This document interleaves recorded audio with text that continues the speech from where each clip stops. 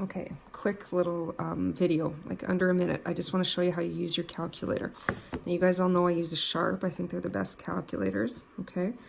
The model that I love the best, they don't make anymore, but this is the second best one I think I can find.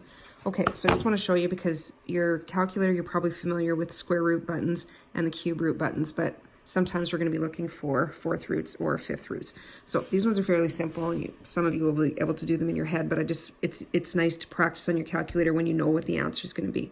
Okay, so if I were to ask you to find me the fourth root of 10,000, so on this Sharp calculator, okay, we first of all tell it the index. Now remember what I told you, the index is that. So I tell my calculator it's the fourth root. And then you can see right here, and I asked you at the beginning of the year to find these buttons on your calculator, okay? The root button here is the second function. So we're gonna hit second function, and then we're gonna tell it that we're looking for that fourth root, and then we're gonna tell it what the radicand is.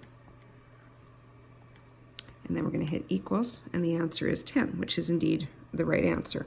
Okay, now can we find the fifth root of a negative number? Yes. If this index is an odd number, it works because an odd number of negatives, when you multiply, gives you a negative. If I ask you to find the fourth root or the square root of negative 32, that's an impossible feat. We can't take an even number of negatives, multiply them together, and get a negative answer, okay?